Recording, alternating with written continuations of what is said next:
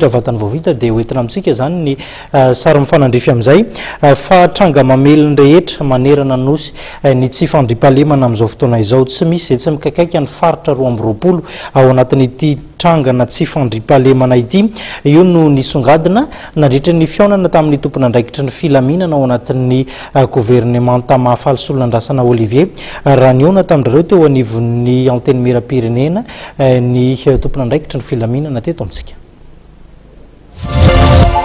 Ankizy tsy ampitony no tafiditra amin'ny fanaovana asandalo any ambady finandrahana nanaitra ny ampitondra hijery akaiky ny tsy fandrimpahalemana ny antoerana ny député Sirazana Maso Christine Androandy nandritra ny fiaonana teo amin'ny député sy ny tompona andraikitra misana ny fandrimpahalemana ao anatin'izany ny ministra ny fiarovam-pirenena ny ministra ny filaminana anatiny ny sekretera-panjakana medida ny zandarmari-pirenena ny ministera ny atitandy ary ny ministera ny fitsarana teny amin'ny lapany Tsimbazaza.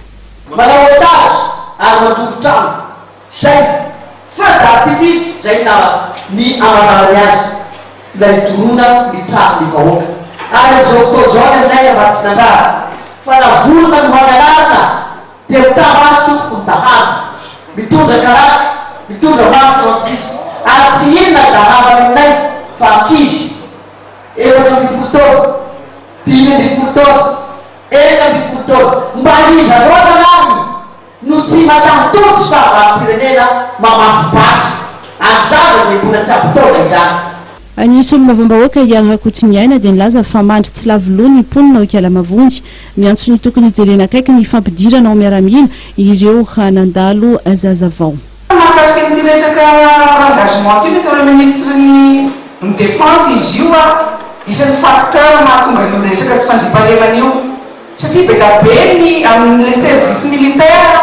be da be ny tovolahytsika mpanaovinareo an'io service io ao rehefa avy eo zavatra aminao polisanjato no engagé nefa nao tovolahy reo tena efa sahalany miaramila mahay ady mahay mitana basy. Ny alatromby fanafiana amin'ny tampiadina fanakanandalana no mahazo vahana amin'ny avotandy atsimo ary andrefanosy ny alatra lavanilina no mampikaikaiky any mponina ny avaratra sy atsinananosy anisan'izany ny feno rivo atsinanana. Mafy tena mafy zany tsy fandrimpahalemana nefa efa mako zany ny zone rouge nefa raha ny analanjirofo manokana zany indrindra district Fenorivo Atsinanana mbola tsy azo lazaina hoe rouge satria mbola ampitana amin'ny hafa zany mbola milamina zany. Ny député dia mitaky ny tokony anamafisana ny fampitaovana ny mpitandro filaminana anisan'izany ny fampitomboana ny isan'ny hélicoptère ampiasaina eo ihany koa ny fampitomboana ny isan'ireo mpitandro filaminana mirotsaka an-tsehatra amin'ny ady amin'ny tsy fandrimpahalemana.